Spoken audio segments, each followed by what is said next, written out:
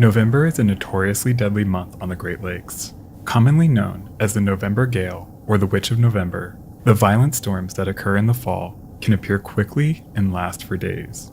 The waters of the lakes typically remain warm late into the year as the weather in the area grows cold. This creates low atmospheric pressure that pulls in cold Arctic air from the north and warm Gulf air from the south, creating unstable weather systems that easily generate hurricane-force winds and massive waves.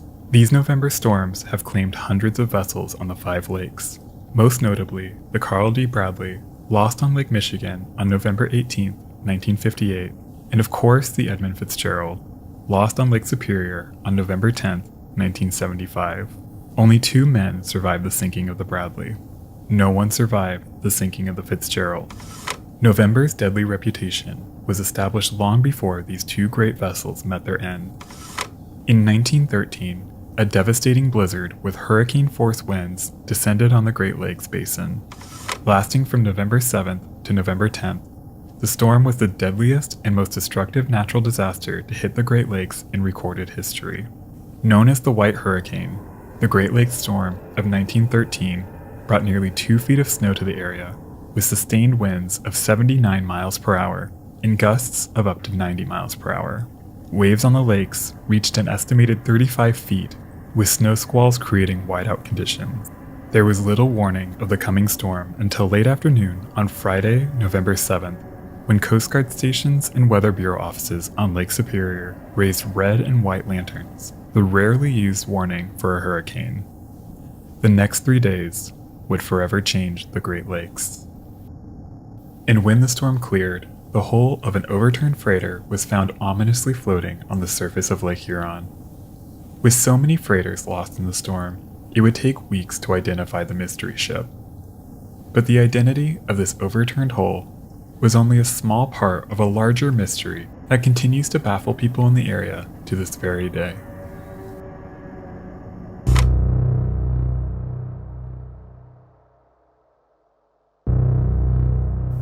The Great Lakes are a geological wonder and an absolutely essential factor in the economic growth of North America. With a total surface area of 94,250 square miles, the Great Lakes contain 21% of the world's surface fresh water. Carved out over 14,000 years ago by retreating ice sheets during the last ice age, the Great Lakes Basin spans the Mideast region of the United States and Canada. The 5 lakes are massive enough to exhibit sea-like characteristics, and they've played a vital role in trade and transportation since the earliest days of Native American habitation. The resource-rich region was critical to the industrialization of the United States and Canada. Soon, large bulk freighters unique to these waters dominated the lakes. Their cargoes consisted of materials like iron ore, grain, potash, stone, and coal. And by the first decade of the 20th century, the Great Lakes represented more than 1/3 of the cargo capacity of the entire United States merchant fleet. With the lakes freezing during the winter months, shipping companies and their captains were frequently under immense pressure to efficiently transport the maximum possible cargo as late into the season as they possibly could. The risks these mariners were forced to take in order to achieve these goals made shipwrecks a way of life for the people of the Great Lakes. Exact numbers are impossible to calculate, but estimates range from 6,000 to 25,000 ships and at least 30,000 lives have been lost on these waters. Many of these losses can be attributed to the uniquely dangerous storm systems that wreak havoc on the lakes in the autumn months. The 1913 season was a mild one, and by November of that year, the weather on the Great Lakes was unusually calm and warm, with temperatures reaching into the low 70s in some areas. But experienced sailors knew that it was only a matter of time before they were hit by a November gale. They just hoped that these storms would hit after their final runs of the season. Weather forecasting at the time was in its infancy, and there were few tools available to predict or track storms, let alone issue effective warnings. The first signs of what was to come were noticed on the western end of Lake Superior, the largest and deepest of the Great Lakes, on Thursday, November 6, 1913. By the next day, the string of low-pressure centers collided into a large storm system southwest of Lake Superior that moved east toward Lake Michigan and Lake Huron. Then, on November 9th, another storm system from the south moved into the region, sweeping moist Atlantic air over colder air masses, producing heavy snow and ice. Combined with extremely large waves generated by the hurricane-force winds, the worst of the storm slowly moved down Lake Huron on November 9th, the deadliest day in the history of the Great Lakes.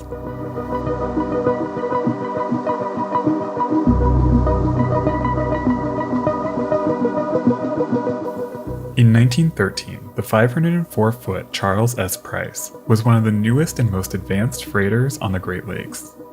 Equipped with electric lights, hot water showers, and flush toilets, the Price was part of a new generation of steel-hulled vessels that were rapidly replacing the wooden vessels that once dominated the area.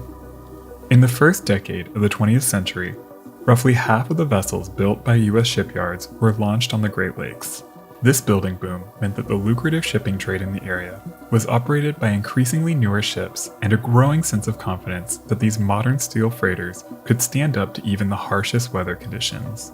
The Charles S. Price was one of the largest freighters on the lakes when she was launched in 1910. Built by the American Shipbuilding Company in Lorain, Ohio, the Price came in at 6,322 tons and was operated by a crew of 28.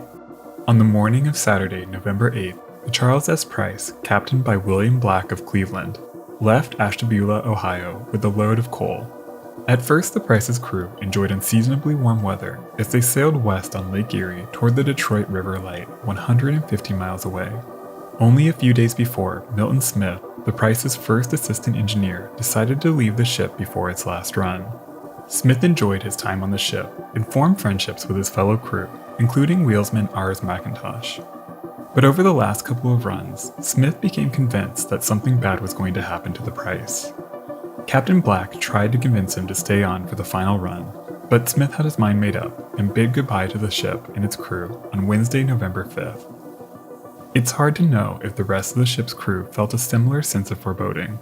Either way, Steward Herbert Jones even brought his wife along on this particular voyage, and she helped prepare meals in the ship's galley. The Regina was a modest Canadian package freighter built for the Merchant Mutual line and launched on September 4, 1907. She came in at 1,956 tons and measured 249 feet 3 inches in length and had a beam of 42 feet 6 inches. Built in Scotland by A. Macmillan and Sons, she was powered by a single triple expansion engine and was designed to carry general cargo. By November 1913, she was captained by Edward McConkie. At 34 years old, McConkie was by this time a well-experienced mariner on the Great Lakes. The Regina and her crew of 20 was his first command, and he was eager to finish the final run of the season so that he could get back home to his wife Amanda and their young daughters 2-year-old Eileen and 7-year-old Amy. On the morning of Saturday, November 8th, while the storm raged over Lake Superior and the Regina continued loading her cargo in Sarnia, Ontario at the foot of Lake Huron, Captain McConkie was unaware of the magnitude of the coming storm. Communications with the upper lakes had already been lost as telephone and telegraph wires in Michigan and Wisconsin snapped in the heavy snow and winds, keeping word of what was to come from reaching the captains on Lake Huron. By that evening, the Charles S. Price was passing the Detroit River Light. Throughout the day, the temperature had been steadily dropping and ominous snow clouds were forming overhead. Captain Black turned his bow north, heading up the Detroit River, but the heavy current slowed their progress. Just after midnight, they crossed Lake St. Clair and headed up the St. Clair River. St. Clair, Michigan was the hometown of wheelsman Ars McIntosh. 22-year-old Ars, along with his brother Lee, had followed in their father's footsteps and both took to the lakes at an early age. He planned to sail again the following season, and he hoped that if he stayed on with the Price through its final run, he would be in line for a raise and a promotion in the spring. Ars was saving up money to marry his fiancée Kitty Tabot, a childhood friend and his next-door neighbor on Pug Street in St. Clair, the town he could now see from the wheelhouse of the Price.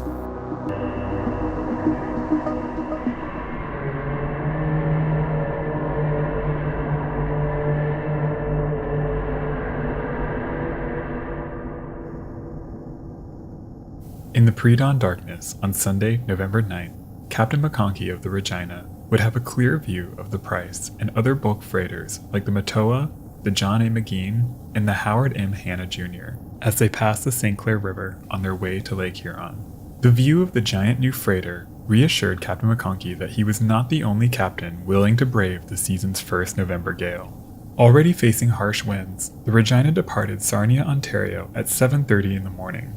As she sailed into the lake, a ship spotter named Denny Lynn watched from the shore. The companies of the Great Lakes often used spotters to keep track of their ships in the days before the adoption of ship-to-shore radio. Lynn would later recall that the Regina appeared top-heavy, with a load of sewer and gas pipes stacked on her deck high above her rails. He feared that the ship was headed for trouble and didn't think that she was loaded properly for the weather that she was about to encounter. The Regina was bound for the north shore of Georgian Bay. She carried general cargo for deliveries at 10 different lumber ports.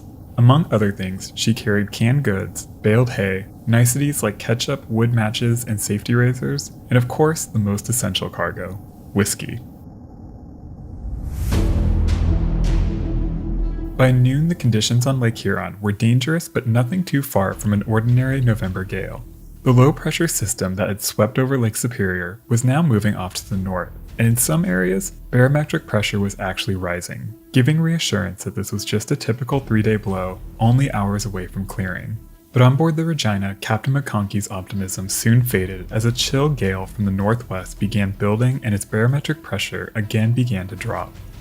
By now, his small package freighter was getting battered by the largest waves the young captain had ever faced. As they struggled past the notoriously rough waters at the mouth of Saginaw Bay, the 50-mile-per-hour winds from the northwest suddenly shifted into the northeast and quickly climbed to well over 70 miles per hour, with significantly stronger gusts.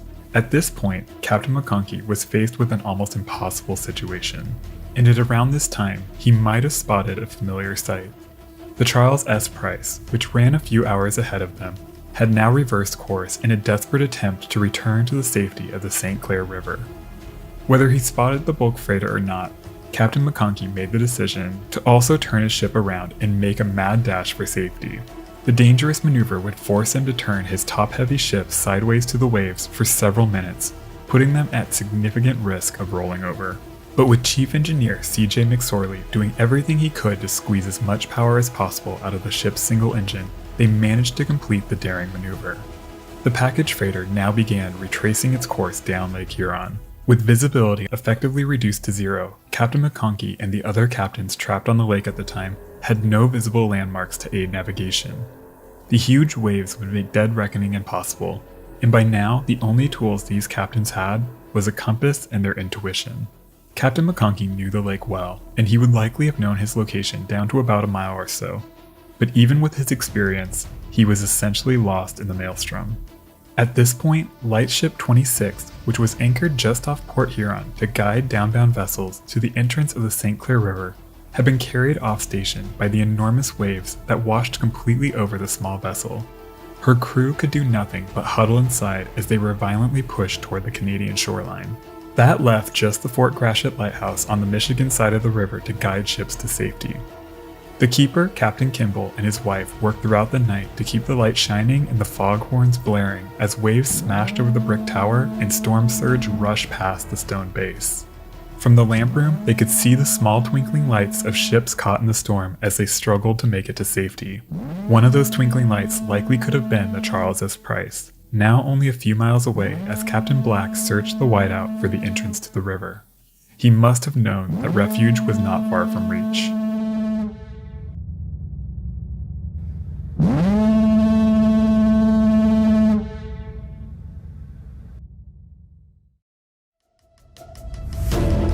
Further north on the Michigan side of the lake, near the town of Port Sanilac, the Regina was also racing for safety when Captain McConkey suddenly felt a thump from deep within his ship that sent his blood cold. They had touched bottom. The vessel struck at least one more time before lurching forward. Her wheelsman instinctively turned the bow left, back toward open water, and the ship lurched free. The young captain was filled with dread as the wind and waves took hold of his ship. Water immediately began pouring in. They dropped anchor so that they could devote all of the ship's dwindling power to her bilge pumps in a desperate attempt to outpace the rushing water. At some point, he realized that the situation was hopeless, and the crew's only hope of survival was to abandon the sinking ship. Captain McConkey stayed behind as his crew loaded into 2 tiny lifeboats. Alone on the bridge of his first command, the 34-year-old Captain Edward McConkey reached for the ship's whistle and let out a long, unbroken shriek. The unmistakable signal of distress from the dying ship was heard by several on shore, but in the massive storm there was nothing they could do but listen and wait, huddled in their homes, as the Regina's surviving crew battled the storm in an open lifeboat, rowing desperately for shore as their vessel disappeared behind them in the blinding snow.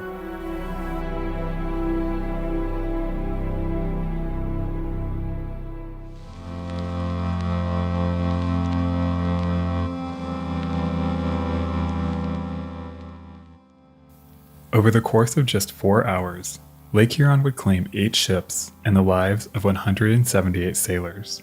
Across the Great Lakes, a total of 12 ships were lost with all hands. Another 30 vessels were stranded. At least 273 sailors lost their lives, though the exact number is impossible to calculate. As the storm began to clear, the scale of the devastation slowly began to reveal itself. On the afternoon of Monday, November 10th, the salvage tug Sarnia City was sent out to search Lake Huron. At first, Captain Ellie saw nothing as he patrolled the still rocky waters of the lake, but then he saw an unsettling sight: the upturned bow of a steel freighter, lazily drifting on the lake's surface. The discovery would soon ignite wide speculation in the press over the identity of what would soon be dubbed the mystery ship. It was assumed that the hull belonged to the missing Regina. By Tuesday morning, on the beach of Port Franks, Ontario, debris from wrecked ships began washing ashore. A lifeboat from the Regina was found in the debris, with 3 crew members still on board. Close by, more bodies from the Regina's crew were found, along with 7 bodies from the Charles S. Price. The Regina's wheelsman, Walter McGuinness, was identified by a letter in his pocket sent from his mother in Owen Sound, Ontario. Her letter asked the young sailor to be a good boy. Milton Smith was asked to identify the members of his former crew of the Price. He helped identify the body of Ars McIntosh and the chief engineer, John Groundwater. Strangely, Groundwater was found wearing a lifebelt from the Regina. That discovery, and the close proximity of the bodies from the Price and the Regina, led many, including Smith, to believe that the 2 ships must have collided in the storm. But when a diver was finally able to examine the upturned freighter, it was soon confirmed that it was in fact the hull of the Price, and there were no signs of a collision. If and how these 2 tragedies are linked remains unclear. Some believe that one of the 2 ships might have come to the rescue of the other, picking men up in a lifeboat before their ship met its own fate. But it's hard to imagine exactly how that could have occurred. A depressing and perhaps more likely explanation was that the bodies of these sailors were looted before they were reported to local authorities, and the lifebelt was switched while the bodies were hastily searched for valuables. It's also possible that they were simply mixed up when the bodies were recovered and laid out in a local furniture store for identification. The wreck of the Regina was not discovered until the summer of 1986, when she was found 3 miles offshore between Port Senelec and Lexington, Michigan. It was confirmed that she struck bottom multiple times. The wreck also gave clues to Captain McConkey's final moments. After sounding the distress signal, the young captain, having done all he could to save his doomed crew, likely returned to his cabin, where he waited alone in the darkness for the end to come. With the wreck resting upside down, the deckhouse soon collapsed, releasing the captain's body, which washed ashore on the Michigan side of Lake Huron in August of 1914. His wife Amanda carefully dried the diary found in his pocket. The last entry was made on November 7th, a simple recording of the weather that day. The enormous pressures placed on the captains of the Great Lakes to carry as much cargo as possible up until the very end of the season would not end after the devastation of 1913. In an effort to deliver cargo as efficiently as possible, most bulk freighters at the time were significantly underpowered, making them especially vulnerable to difficult weather. Often, even when a captain felt it was unsafe, he would be pressured to make one last run.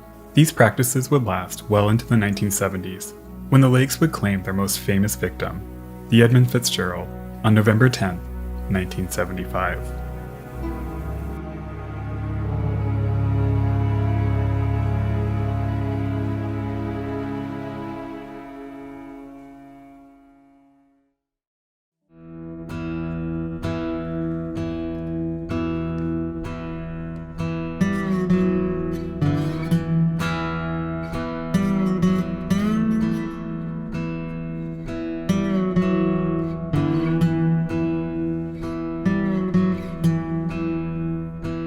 On a sunny morning in May 2013, 3 shipwreck hunters, Jerry Eliason, Craig Smith, and Ken Merriman, set out in their 22-foot sea dory to find a shipwreck that hadn't been seen in almost a century. Even after multiple searches, the wreck remained elusive, one of the greatest mysteries of Lake Superior. But the team hoped that this time would be different. They were headed to an area designated by Jerry Eliason's wife, Karen, a software engineer who helped narrow their search to a quarter-mile area roughly 30 miles north of Marquette, Michigan. As they arrived at the search location, they deployed their side-scan sonar system, developed by Jerry's son, Jared. Soon, they detected a large anomaly. But they weren't going to let themselves get excited. The anomaly could have been anything. They sent down a drop camera to take a look. Their first pass picked up nothing. But on their second pass, they found the telltale signs of a large shipwreck. The lakebed was covered with iron ore. Finally, their camera found what they were looking for. The foremast of a large freighter appeared in the darkness. Then, they saw a pilot house. But they couldn't be sure if this was the wreck they were looking for until the next day when their camera passed over the ship's stern and finally found her nameplate. It was the Henry B. Smith, lost with all hands in the Great Lakes storm of 1913, almost exactly 100 years before. The wreck, beautifully preserved by the icy waters, could finally shed light on one of the greatest mysteries of Lake Superior.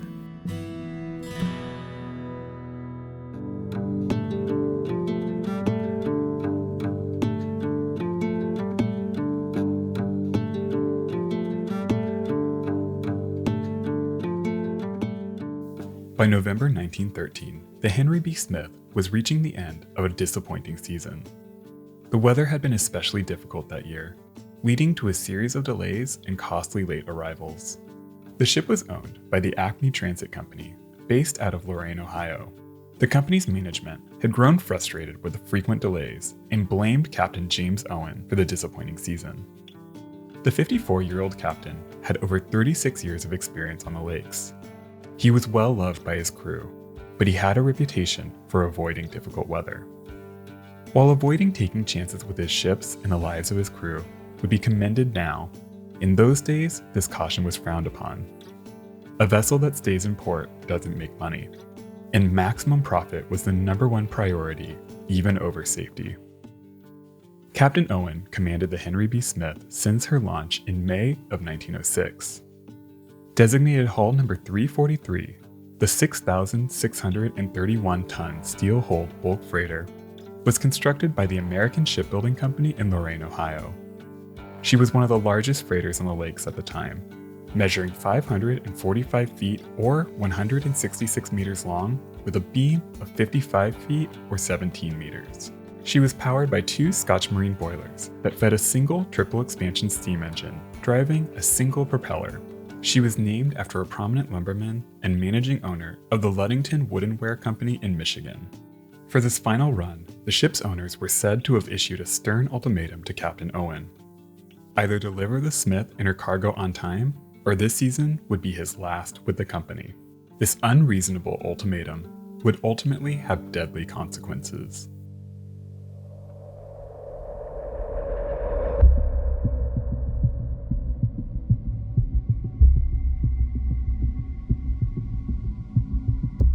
From the moment the Henry B. Smith arrived in Marquette, Michigan on Thursday, November 6, 1913 to take on her iron ore cargo, it was clear that this was not going to be the smooth late-season run that Captain Owen was depending on.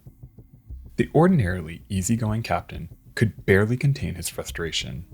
He intended to quickly load 10,000 tons of iron ore and immediately began their final run to Cleveland, capping off the season with one last on-time run, giving the ship owners nothing to complain about. But the weather had other plans. Before they could even begin loading, howling wind and blowing snow overtook the docks at Marquette. In the freezing conditions, the iron ore froze in the chutes.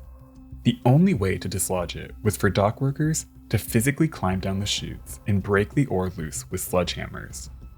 It was incredibly dangerous, and dock workers typically avoided working in such brutal conditions. But the captain was adamant that work continued. He needed the Smith ready to sail the moment the weather broke. The loading began Friday at a painfully slow rate. When work ended early Saturday morning, the freighter was still not fully loaded. The dock workers ordinarily would not have returned until Monday, but Owen demanded that they return on Sunday, November 9th to finish the job. They reluctantly agreed, and the captain asked the dock superintendent to wire the company to let them know that they were coming. As loading was completed that afternoon, Captain Owen's spirits seemed to have lifted. The storm had lulled, and it looked like they were going to get the window of calm they needed to make this final run. He knew it would be rough, but after 7 years with the HB Smith, Captain Owen had faith that his ship, loaded with 10,000 tons of iron ore to steady her, could handle the conditions. He even felt that having the wind at their back could help them reach the Sioux in good time, making up for some of the time they lost loading. Chatting with the dock workers, he was noted to make a few jokes about the ship cheating disaster, but few shared his confidence. At 4 p.m. on Sunday, November 9, 1913, with the heavy northwest seas crashing over the breakwater at Marquette, the Henry B. Smith nosed out of the harbor into Lake Superior. One can't help but wonder how long it took Captain Owen to realize that the storm that had caused their delay was only just getting started.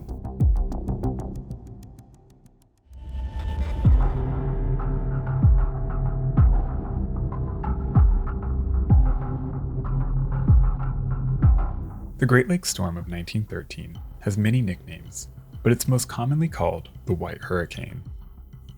While it wasn't technically a hurricane, the blizzard brought hurricane-force winds that battered 4 of the 5 Great Lakes for days. The first storm system began forming over the western side of Lake Superior on Thursday, November 6th, and made its way east toward Lake Michigan.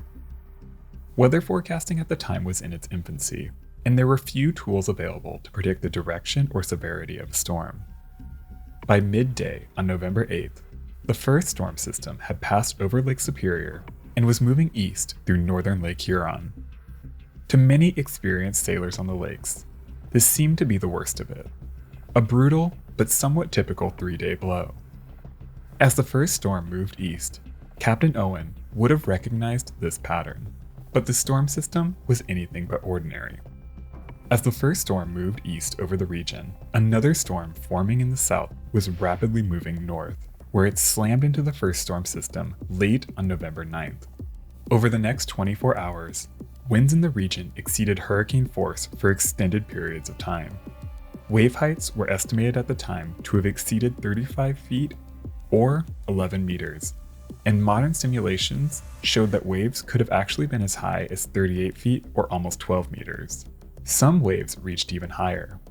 The pilot house of the L.C. Waldo was completely smashed by a single wave on Lake Superior that was estimated to be as high as 50 feet or 15 meters. Captain Owen's confidence was not shared by others, and many felt that his decision to leave port that evening was rash and dangerous.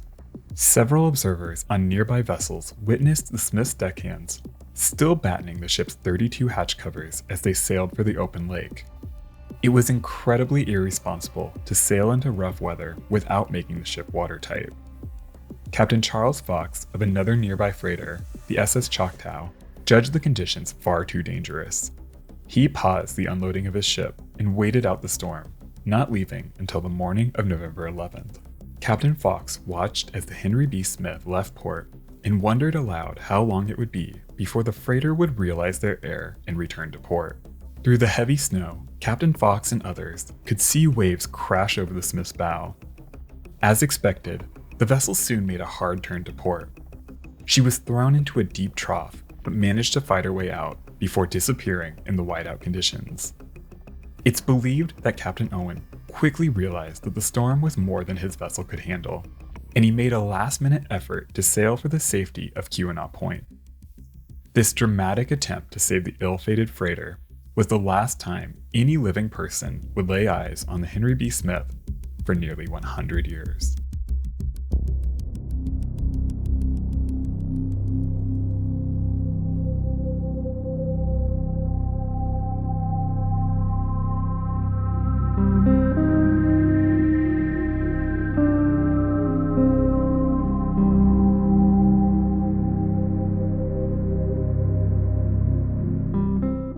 As the storm finally began to clear, news of the devastation spread through the region.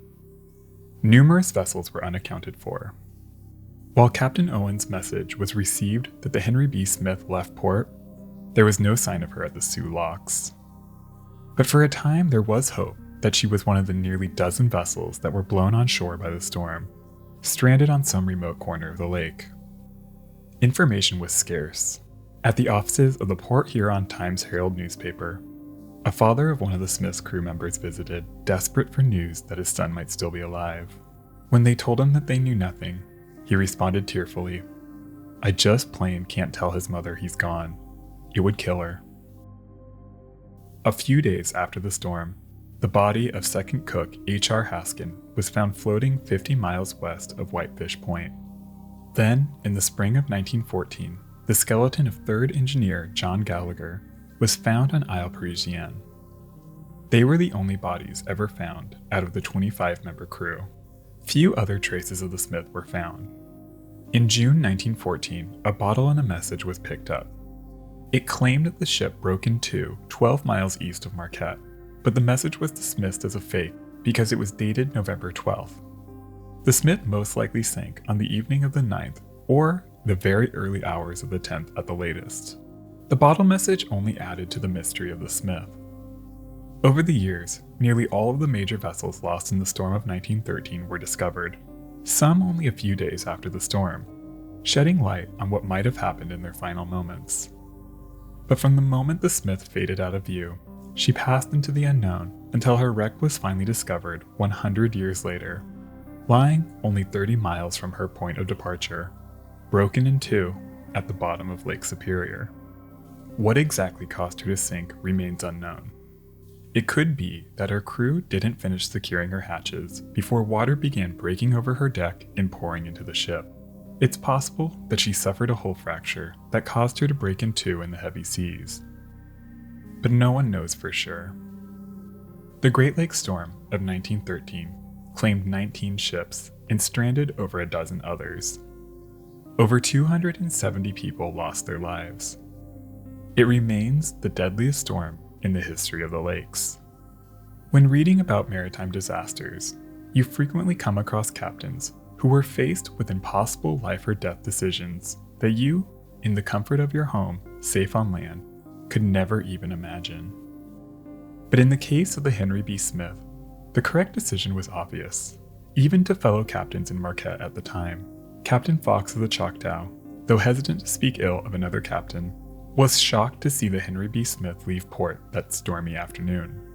It was clear to him, and several others who were present that day, that even a modern vessel like the Smith probably wouldn't make it in those conditions. Captain Owen was a respected captain, known for his cautiousness. What he did that day was out of character, but he was under enormous pressure. Staying in port probably meant saying goodbye to the career that he had dedicated his life to. Ultimately, the final decision was his, but the alternative probably felt unimaginable.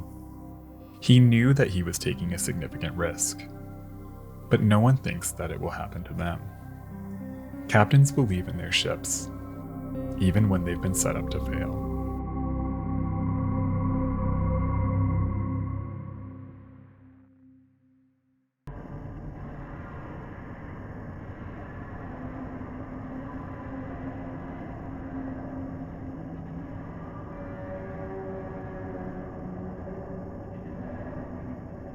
The Great Lakes Storm of 1913 sank 12 vessels. The devastation reached from Lake Superior all the way down to Lake Erie. Ordinarily, even the worst November storms typically last around 3 days as they pass over the lakes, commonly known as a 3-day blow. Sailors know that if they find themselves caught on the lakes during a November gale, the peak velocity of the storm will usually last around 4 hours, maybe 5 if they're unlucky. 5 hours of heavy seas and winds reaching 60 miles per hour is enough to seriously endanger even the most experienced captains. On Lake Huron, November 9, 1913, brought sustained winds of over 60 miles per hour for an astonishing 16 hours. With such a long period of sustained wind, waves on the lake easily exceeded 35 feet and hit with rapid succession, usually in a series of 3 that would relentlessly batter a ship. In the span of just 4 hours, 8 freighters dropped to the bottom of the lake, most of them capsized by the sheer force of the storm. Not a single person on board these vessels lived to tell what happened in those final moments. But a handful of vessels managed to survive the maelstrom, most of them ending up wrecked on the shore after being blown off course by the whiteout. One even intentionally grounded in a desperate attempt to survive. Their stories offer a glimpse into the final moments of those who didn't make it through the storm, as well as the grit, determination, and the sheer luck that it took to survive the deadliest storm to ever hit the Great Lakes.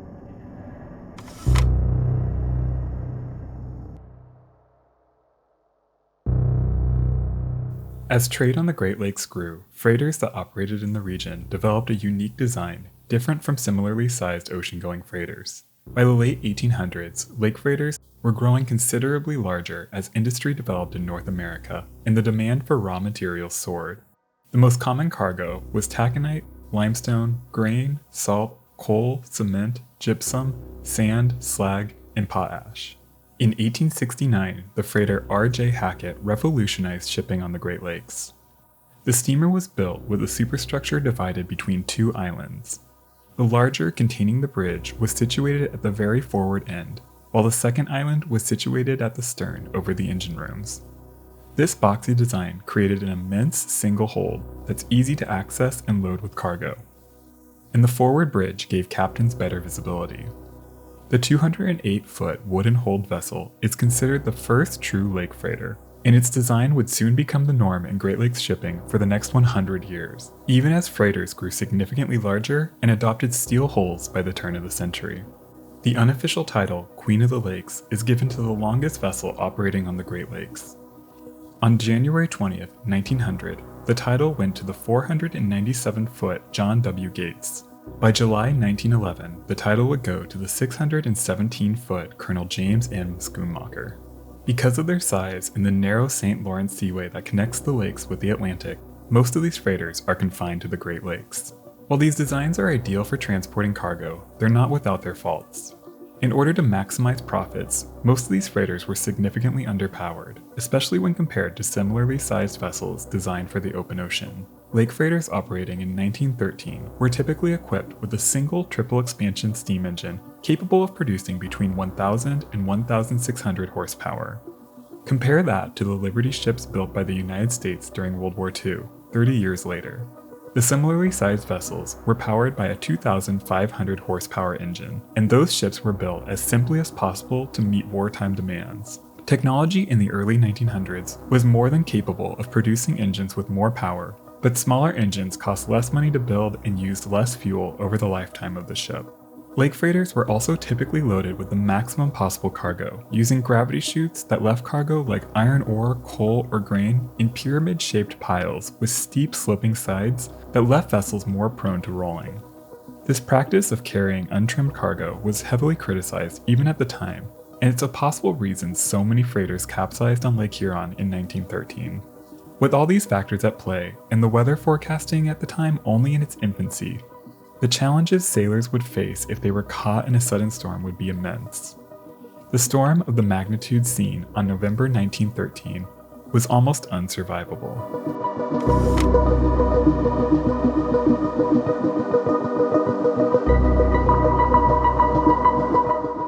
By the afternoon of Sunday, November 9, 1913, the captains on Lake Huron were facing difficult conditions as they sailed north.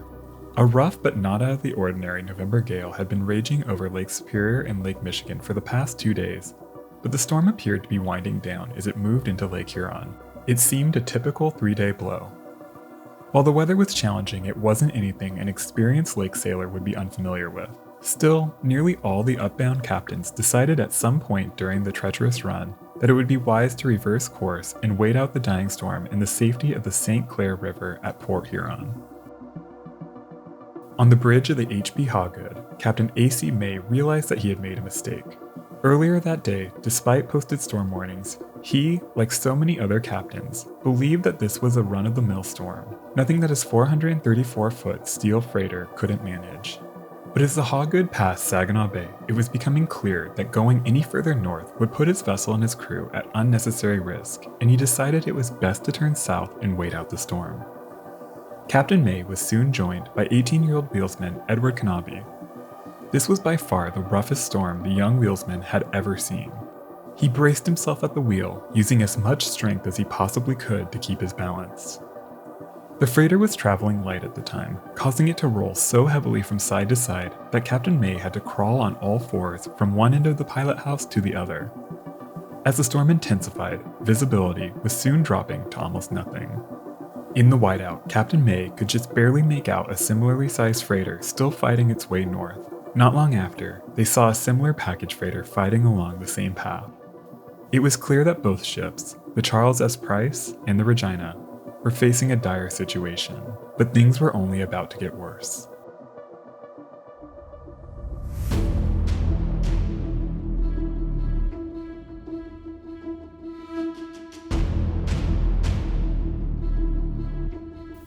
Visibility was already next to nothing when the sun finally set, plunging the whiteout into darkness. By now, an unexpected new storm front was moving in from the south, and the upbound freighters that turned south to seek refuge were sailing right into the most violent depths of the storm. On the 500-foot, 5,905-ton Howard M. Hanna Jr., Captain William Hagen couldn't even see the other end of his freighter as he struggled to determine their position. He thought that they must have been around 15 miles off Point of Arcs at the entrance of Saginaw Bay, but with no visible landmarks, it was impossible to be sure. Then a 70-mile-per-hour gust of wind pushed the Hanna into the trough between two waves. Two mountains of water on either side began to wash over her, and she rolled and tumbled so heavily that her propeller kept lifting out of the water, making it impossible to get the ship under control and heading back into the sea. Trapped in an almost impossible situation, Captain Hagen desperately struggled to find a way to control the massive freighter. Then, when all seemed lost, he caught sight of a flash of light outside the iced-over windows of his pilot house. It was the Port Austin Lighthouse, only a few hundred yards southwest of the ship's port bow. Immediately realizing that they were only moments from hitting bottom, Captain Hagen ordered his first mate to drop both anchors to try and stop the out-of-control ship. Her massive anchors dropped, but it did nothing to stop the Hanna's drift. Soon a massive wave shoved her broadside into the reef with her port side lodged into the rocks and the sea and wind smashing over her. The Hanna grounded only around 500 feet from the lighthouse. The conditions made it impossible to reach the opposite ends of the ship, and her crew was divided between her bow and her stern with no way of contacting each other. The wind and the waves began to tear the freighter apart. Windows smashed in, and her superstructure sustained heavy damage. Her hull soon cracked at the 17th hatch, flooding some of her holds. Even her funnel was ripped off and came crashing into her aft deckhouse. Throughout the night, there was nothing her helpless crew could do but huddle inside and pray for rescue when the storm finally cleared. Salvation must have felt impossibly far away.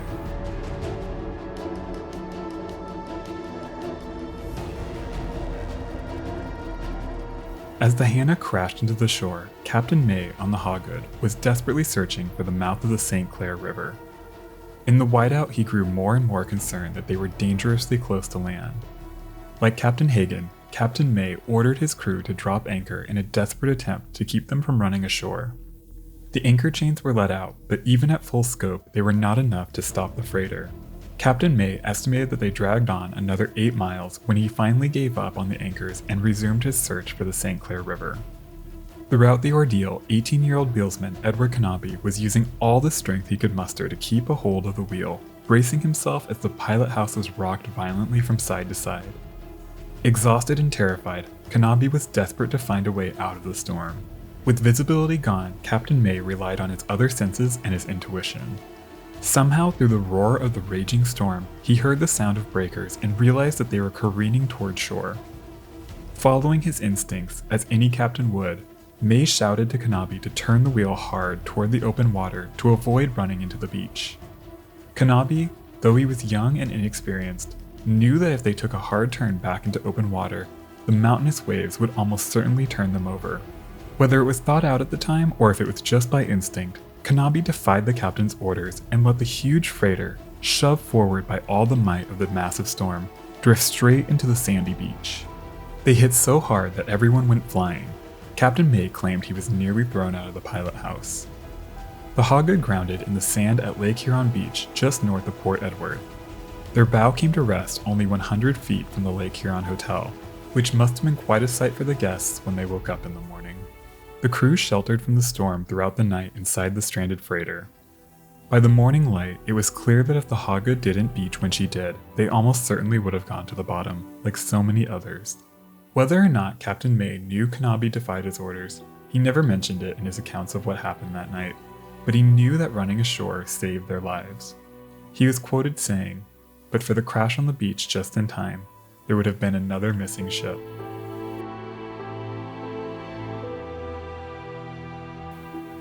The Hawgood and the Hanna were heavily damaged in the storm, but both freighters were eventually repaired and returned to service.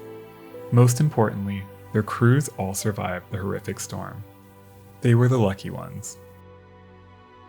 The Great Lakes storm of 1913 claimed at least 273 sailors.